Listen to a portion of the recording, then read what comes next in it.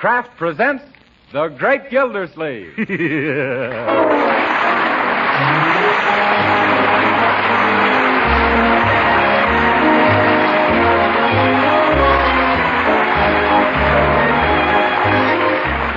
week at this time, Kraft presents from Hollywood, California, Harold Perry as The Great Gildersleeve, written by Leonard L. Levinson.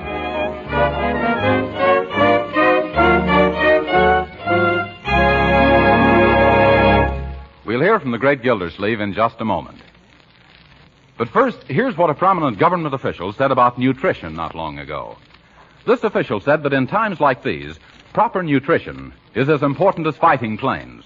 Yes, we all need the right foods and plenty of them to keep up the pace our great defense effort demands. So you'll be glad to know that Parquet margarine, made by Kraft, is one of the right foods, and that it's so economical you can use all you need. You see, Parquet margarine not only has delicious flavor that makes it grand for table use, baking, and pan frying, Parquet contains lots of valuable food elements, too. Yes, wholesome Parquet margarine is a highly nutritious food. In fact, one of the best energy foods you can serve. And what's more, every pound of Parquet contains 9,000 units of important vitamin A.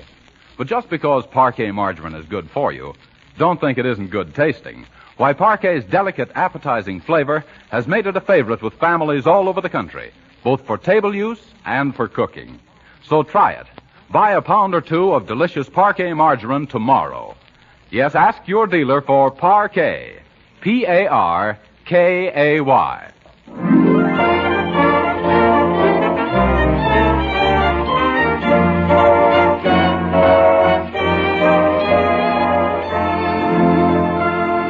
And now let's visit our friend, the great Gildersleeve, and his niece and nephew, Marjorie and Leroy. They're trying to entertain a friend of Marjorie's, Oliver Honeywell, a chap who's taken so many pills that he's beginning to look like one. Today, Oliver is the man who came to lunch and stayed through tea and dinner. It's after 9 now, and a quiz game is in progress.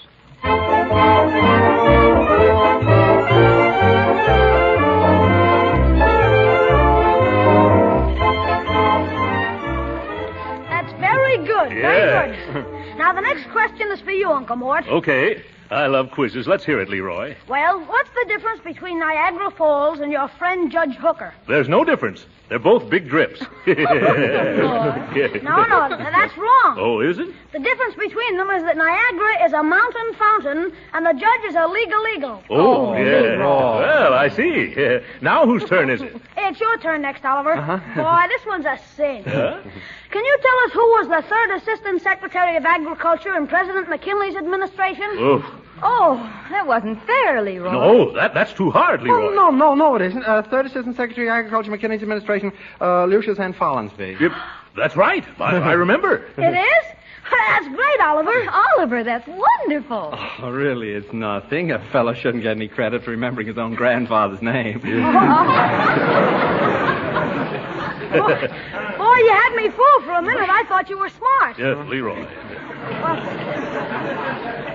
Next is Marjorie's turn. Huh? Sis, what does it mean if you say, throw up the sponge? I give up. Absolutely correct. Oh, right. Very good. Now, the scores so far are Oliver, 27, Marjorie, 19, and Uncle Mort, -2. Young man, what do you mean, -2? You answered one question wrong twice. It's twice. Now, here's your chance to make up, Unc. Huh? It's an arithmetic. Arithmetic. If Jones buys 50 bales of hay and 100 bushels of barley for $300... Yes? And the barley costs 4 times as much as the hay, how much did each bale cost? Oh, my. Let me get paper and pencil. 50 bales, 100 bushels, $300. Mr. Jones should have bought defense bonds. The idea. Oh, what's that? 9:30. Leroy, I've got a question for you this time. If 9:30 equals your bedtime, and you haven't done your homework yet, how do you expect to know your lessons tomorrow if you have to go to sleep now? Gee, that's an easy one, Uncle Mort. All those questions I've been asking you people are my homework. Oh, it's all done. It is? You're a bright boy, Leroy. Say, can we just finish this game, Uncle Mort? Yeah, I sort of lost interest in this game. I thought it was fun. You would. Now scamper off to bed, Leroy. Gee whiz, I'm not a bit sleepy. Why can't I stay up? It's the same thing every Sunday night. First Jack Benny, then Charlie McCarthy, and after that trying to get Leroy to go to bed. But, Uncle Mort, you stay up a lot later than this. Why can't I? Because you're growing, Leroy, and I'm not. No, maybe not in the same direction as I am. Step on up, Leroy. What? Let's leave Uncle's waistline out of this. You leave it out. You brought it in. Yep. Children, let's drop my waistline. It's dropped too far already. Yeah. Good night, young man. Oh, are you going to bed, Uncle Mort? Sweet dreams. No, you're the one who's going to bed. Yes, and let's not discuss it anymore. But... That's all, brother. But it isn't fair. It's not democratical. I'd like to stay up as late as everybody else. Well, let me see. Can I, Uncle Mort? Promise to go to bed the minute we do? Gee, of course I promise. Then you can remain up as late as Marjorie and I. Boy, that's keen. Well, I'm pretty sleepy right now. How about you, Marjorie? What? Oh, yes. I can hardly keep my eyes open. Yeah. Oh, I catch on. It's a trick to make me go to bed now. You've made your bed, Leroy. Now get into it. In that case, maybe I should... I'll get it. Well, if that's my mama, you tell her not to worry, Leroy. Hello? Oh, hiya, Pig. You It's for me. It's Piggy Banks. Piggy Banks. What'd you say, Pig? What for? Oh, no, Uncle Mort wouldn't. Huh? No, I wouldn't even ask him. Oh, it's too bad, Pig, but that's the breaks of the game. Goodbye. I don't want to intrude in your private affairs, Leroy, but what is it Piggy Banks wanted to do? Oh, he wanted to come over here tonight to carve out his pumpkin for Halloween. Well, I'd have no objection to that. Yeah, but he wanted to use you for the model. Yep. You go straight to bed, young man. We're all going to bed now. All right. Well, in that case, maybe I should... Yes, you should, Oliver. Oh. Good night. Marjorie, don't let Oliver forget his overcoat tonight. It's awfully chilly, and he might catch something he hasn't got already. Mr. Gildersleeve, I didn't bring any overcoat. I didn't expect to be invited for tea and dinner, too. Invited. Oh, my. I hate to think of you going clear across town on the streetcar. Oh, Midgie, the streetcar doesn't bother me. It's the waiting and the walking. Yes, and in the dark, too. Say, why don't you stay here for the night, Oliver? Oh, that's a splendid idea. Where can we put him, Uncle Mort? On the sofa in the study. It's the kind that collapses into a bed. Oh, no, thanks, really. I don't think I should. Why not? I'll fix you up with a pair of my pajamas. Oh, I don't think I could sleep in a strange pair of pajamas. Yes. Besides that, don't you think there'd be a trifle large? Oh, come, Oliver. It'll be fun. Like sleeping in a tent. Yeah. Well, I'll bring out a couple of spare blankets and a pillow. Oh, never mind the pillow, Midgie. I'm allergic to feathers. Feathers? Is that so? Oh, yes. You know, I have it so bad I even break out with spots when I eat chicken broth. Well, you better telephone your parents and tell them you won't be home tonight, Oliver. Oh, yes, I better. Otherwise, Mom'd have to send Pop out to look for me. Then she'd have to go out to look for Papa. Well, I'll get the blankets. Oh, hello, Mama. Mama, this is Oliver. What's that? Papa's been out looking for me already. Well, it isn't 10 yet, Mama. Oh, we want to get an early start. You better go find him, Mama. Try the place on the corner. Oh, not the drugstore, the place in the other corner. I don't know why he always goes there. I never do. Well, you just push open the doors and call in, that's all. What? Oh, I'm still at Midgie's house. Yeah, Mama. They invited me to spend the night here on account I didn't bring an overcoat. I did? I must have left it on a streetcar, huh? Well, I got my pills. Don't worry, I'll keep out of drafts. Good night, Mama. Poor Mama. You know, she doesn't seem to realize that I'm a big boy now. No, it's very hard to believe, Oliver. Oh, I almost forgot. Here. What's this nickel for? Oh, for the phone call. I never like to be under obligations to people. Yes, I can see that. Everything's ready for you, Oliver. Yeah, go right in and make yourself comfortable, Oliver. I'm going to lock up. Oh, be sure all the downstairs windows are fastened, Uncle Mort. There have been some burglars in the neighborhood lately. Burglar? Oh, don't worry, Oliver. Go right in and get ready for bed.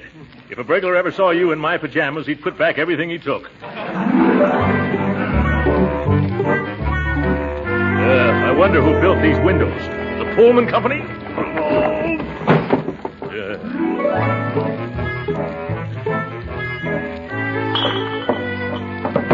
Oh, my bunion.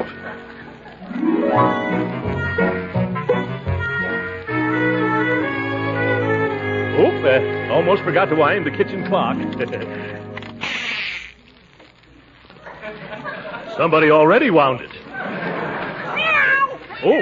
Oh, excuse me, Aesop. I didn't mean to step on your tail. Now, Scat Cat, scram, go, outside. Everything locked up tight, Uncle Mort? Yes, a burglar would need 3 policemen to help him get in here. Excuse me, I guess it was the company we had for dinner. Well, see you in the morning. Huh? Good night, Uncle Mort. Good night, my dear. Good night, Uncle Mort. What, you still up? Good night, Leroy. Good night, Uncle Roy. Good night. What's that? Who? Oh, good night, Oliver.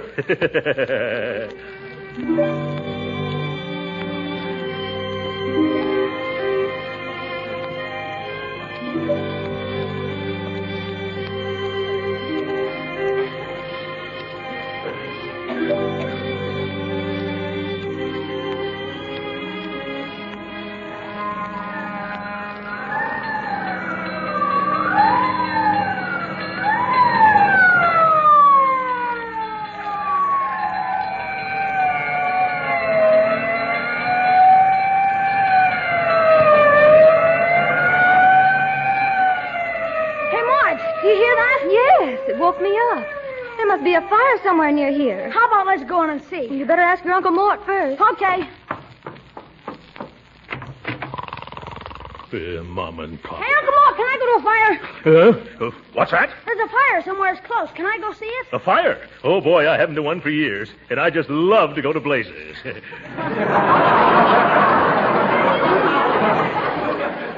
hurry up, Uncle Mort, hurry. No, not that door. That's the bathroom. Oh, excuse me. I should have known. This way. Yeah, thanks. Now, let's hurry outside, or the fire will be out before we are. Gee, this is fun. Huh? Hey, Marge, let's go. Here's Uncle Mort. Yeah, let's get Oliver. You think he'd be interested? Sure, it'll be a tonic for his nerves. Oh, Oliver. Yes, Mama, I'm getting up. Yep. I'm not your mama. Come on outside with us. Hurry up. What's wrong? There's a fire, Oliver. Fire! Well, Oh, my goodness, come on, let's go. Right away, out. Follow me. Wait for us, Oliver. Leroy, bring Oliver's shoes. Come on, Marjorie. Hey, Oliver, come back here. Where's the fire? It's somewhere around the corner, Oliver. Is it coming this way? No, we're going that way. Come on. Here's your shoes, Oliver. You better put them on before you wear out your socks. Oh, thanks, Leroy. All right, let's not spend all night here. The fire won't wait for us, you know. Oliver, you can tie your shoelaces afterward. As you say, Mr. Gilder. Oh, On second thought, Oliver, you better tie them now. I might as well, now that I'm down. Gee, this is the latest I've been out since the night I went walking in my sleep. Yes. Well, let's take a quick look at the fire and scoot back to bed. I wonder whose house it is. Well, we'll soon see. I think the engine's right around the corner. They are? Oh, I see a lot of people. Yes, there they Yeah. are. Gee, look at all the neighbors. There's nothing like a good fire to bring out all the best people. Everybody must have gotten up. Huh? Oh, look. There's Edie Quinn, wearing the same kimono she wore to that fire last year. Yes. Don't be catty. Well, here we are. I don't see any fire. I better find out what this is all about. Let me through here, please. Excuse me, lady. Oh, pardon me, Chief, but could you direct me to the fire? Mister, I wish you could direct me. We can't find it. Oh, well, it may be a little unprofessional, but have you asked anybody? Say, that's an idea. Thanks. Oh, it's all right. Quiet, please. Let's have quiet, everybody. Yes, quiet. Now, did anyone here turn in a fire alarm? Excuse me. I was the one who called. Oh, hello, Mrs. Beasley. Well, where's the fire? Oh, there isn't any fire. My poor little cat is stranded on top of that telephone pole up there. What? Oh, good grief. Madam, do you mean you got us all out of bed and dragged the firemen away from their gin rummy game just to look at a cat? Oh. Disappointed because someone's home isn't burning down. Huh? I know who you are. You're the man who does want to set the world on fire. Now, see here, Mrs. Oh, this is Mrs. Beasley, Uncle Mort. Mrs. Beasley, this is my uncle, Mr. Gildersleeve. How do you do? Charmed, I'm sure. Now, see here, Mrs. Beasley. What do you mean by waking up the whole neighborhood? Now, take it easy, mister. I won't take it easy. Chief, are you going to waste the taxpayers' money climbing telephone poles for tomcats? Well, what's wrong with that? Look, give me a reason why you should go to all that trouble. Sure, I'll give you a reason. This lady happens to be the mayor's sister-in-law. Just as I thought. Politics. Hey, boys, get out the 40-footer and bring down that cat. Thank you, Chief. I'll see that my brother-in-law hears about this. Yes, and I'll see that the newspapers hear about it, too. I'll write letters to the editors. And I write a nasty letter, madam. And as for you, Chief, you're paid to fight fires, not to go sky-hooting around town all night. Now, I've heard enough out of you, fatso. Yep. If you don't pipe down, I'll turn you over to the police, you big false alarm. I'm a false alarm, you little brass pole polisher. Take off that fireman's uniform and say that. Now, don't get so hot under the collar, Beef Trust, or I'll have the boys cool you up with a hose. I'm not afraid of you and all your little squirts. You twitch a thumb at me, and I'll push that tin hat of yours so far down, you'll have to breathe through a straw. Well, now you have gone too far. Logan! Yes, here, hold my coat. That suits me. Oliver! Yes, Mr. Gildersleeve? Keep off the grass. You'll get your feet wet. Hey, look! Look, they've got the cat down, Uncle Mort. Oh, thank goodness. Where's the lady that owns the cat? Right here, Kelsey. Now I've seen everything. The idea. Using thousands of dollars worth of fire equipment, waking up hundreds of people in the middle of the night just to snag a mangy cat off a telephone pole. Here it is, lady. Safe and sound. Thank you very much. Oh, dear me, this isn't my cat at all. Well, now it isn't even her cat. Lady, if you aren't... Uncle Mort. What's wrong, Marjorie? I'll tell you what's wrong, Mr. Gildersleeve. This is your cat. Yeah. Our cat? Yes. Aesop? Is that a hot one? Oh, my goodness. Let's get home. Come on, children. Come on, Aesop. Goodbye, Chief. Thank your boys for doing a noble and humane deed. Go back to bed, you big mattress. Oof. Come on, man, let's go. I don't like the way he said that.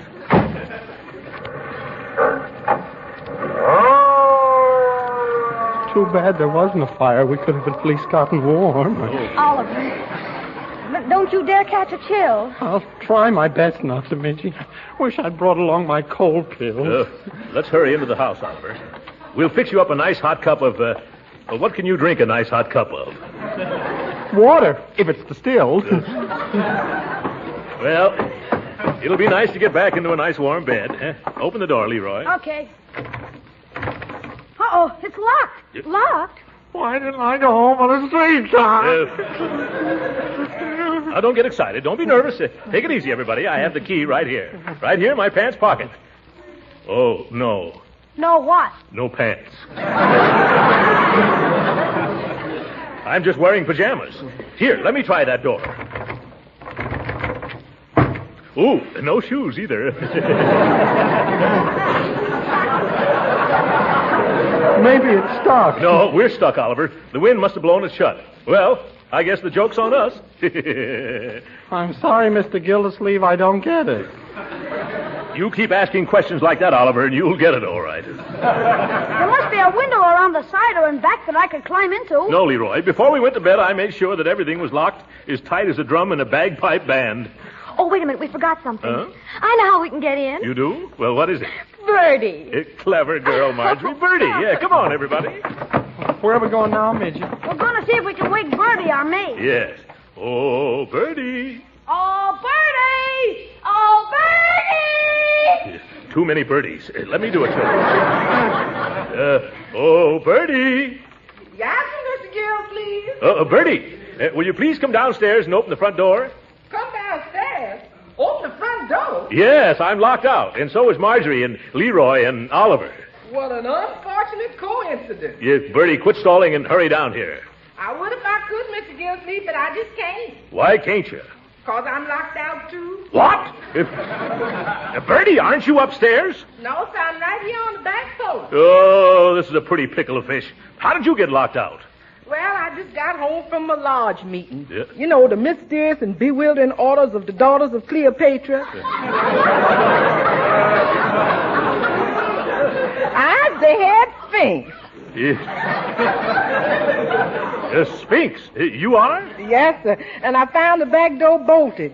You know, that's contrary to the customary procedure. Yes, well, I wonder if the people next door have got a pass key. Oh, they went away on their weekend. Oh, I'm getting terribly cold. Maybe I better go home after all. no, Oliver. We'll get inside in 2 shakes of a jiffy. The only trouble is all the downstairs windows are locked.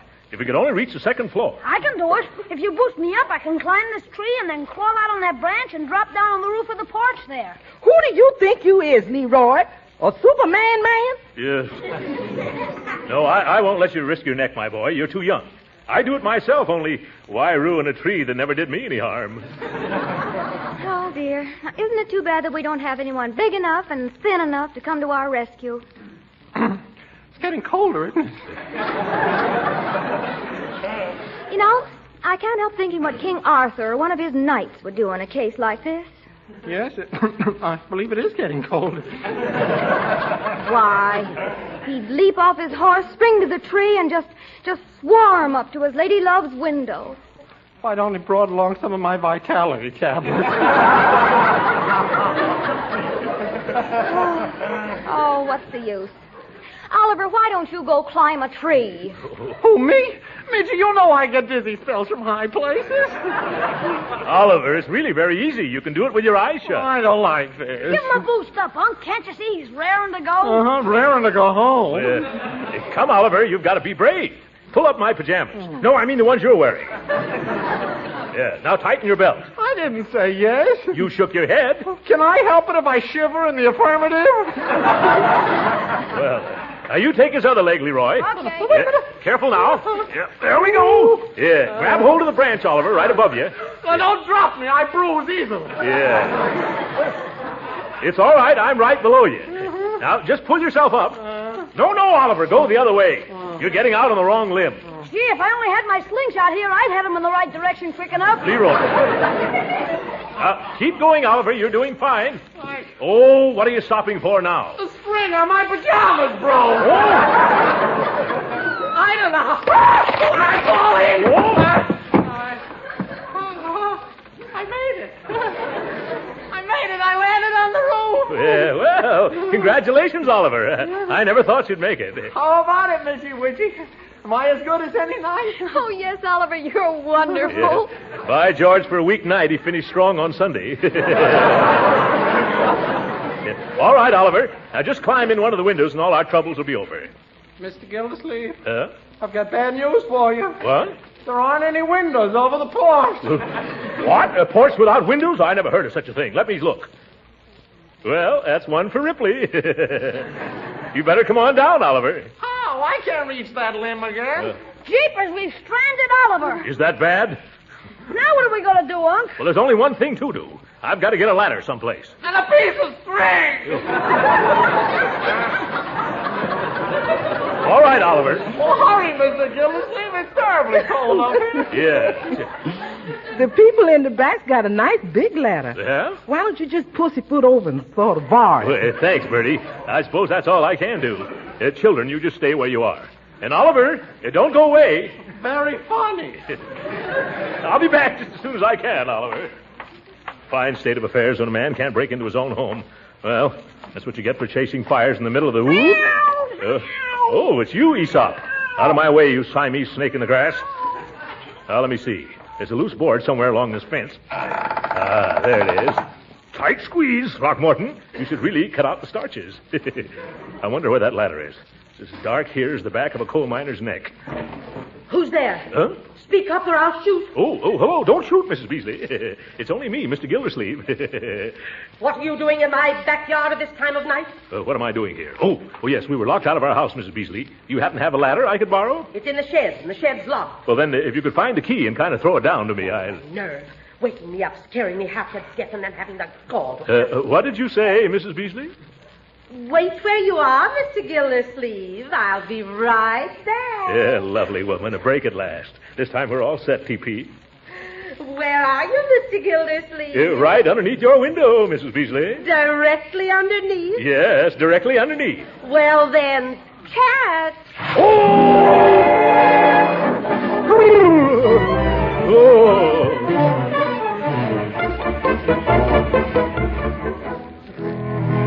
Oh, dear. There's dew on the grass. I hope Uncle Mort doesn't get his feet damp. Hey, sis, I did it all right. Boy, that was a thrill. Well, it's only a matter of minutes now. Oh, Oliver, it's only a matter of minutes now. Only minutes before I freeze. I wish I brought a parachute. Shh. Who that there? It's me, your Uncle Throckmorton. If I ever lay hands on that Beasley woman, I'll kill that old cow. Why, Uncle, you're soaked. What happened? She lured me underneath her window and then threw a bucket of water on me. I'm going to tell the mayor about this. Oh, that's a shame. But don't you worry. Huh? We'll have you in the house and dry inside of 5 minutes. Oh, you got the door open? No, not yet, but soon.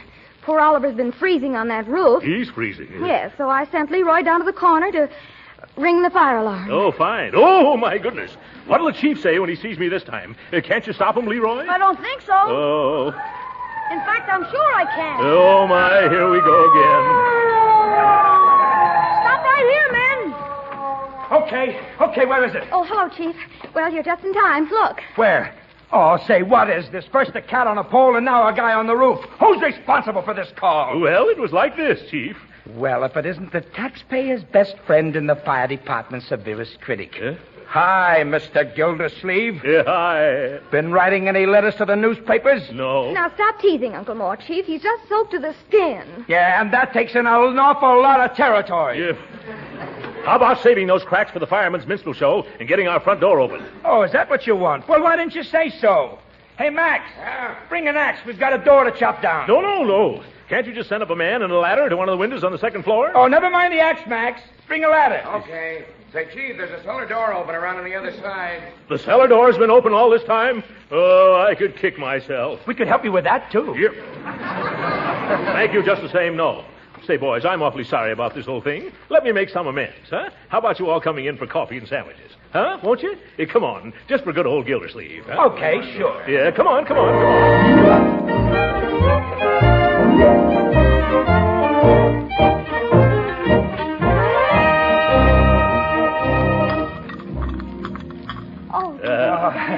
Have another cup of coffee, Chief? No, thanks. I've had 2 already. You've had 4, but have another anyhow. Oh. Sandwich, Mr. Grogan? No. I'm full clear up to here. Incidentally, I made sure that cellar door was locked tight this time. Thanks, Mr. Grogan. Well, this has been swell, Mr. Gildersleeve, but now we'd better be getting back, boys.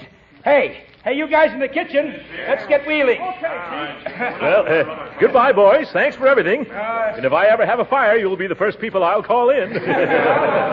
I like firemen. Say, Uncle Mort, can I go out and watch them leave? Sure, we'll all go out and wave goodbye to them. Come on, Marjorie. You too, Bertie. Okay, Uncle Mort. Yeah. Well, thanks for the hospitality. So long, boys. Don't take any wooden fire plugs. Yes, nice fellas. Well, let's get back in. There they go. It's colder out. Catch the door, Bertie. It's good. Oh, my goodness.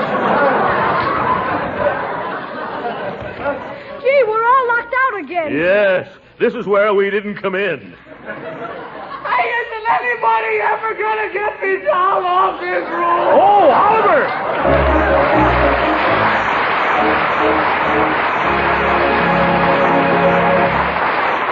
The great Gildersleeve will be with us again in a few minutes. But right now, let me remind you that next Friday is Halloween. And if you mothers are the kind that worry about the children being out and getting into mischief, here's a worthwhile suggestion for you. Keep the kids at home with a well-stocked pantry. Yes, if you have plenty of popcorn and cookies and cakes on hand, you can be sure the kids won't go very far away. Now, to make popcorn extra good, drench it with plenty of melted parquet margarine made by Kraft. Yes, that delicate, tempting flavor that makes parquet a favorite for table use makes it delicious on popcorn, too. And remember, use parquet margarine in the cookies and cakes you bake. It makes them tastier because it's a real flavor shortening, not just a bland, tasteless fat. And not just at Halloween, but the year round, parquet margarine provides your family with wholesome, nourishing food values. Yes, parquet margarine is a highly nutritious energy food that contains important vitamin A. So use parquet margarine made by Kraft all 3 ways. At the table, for baking, and for pan frying. It's delicious, it's nourishing, it's economical. Tomorrow, ask your dealer for a pound or 2 of parquet. P-A-R-K-A-Y.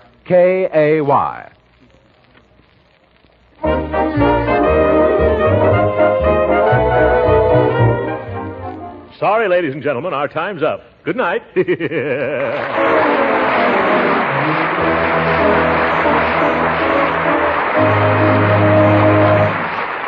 Original music heard on this program was composed and conducted by William Randolph. This is Jim Bannon speaking for the Kraft Cheese Company and inviting you to be with us again next week at this same time for the further adventures of the Great Gildersleeve. This is the National Broadcasting Company.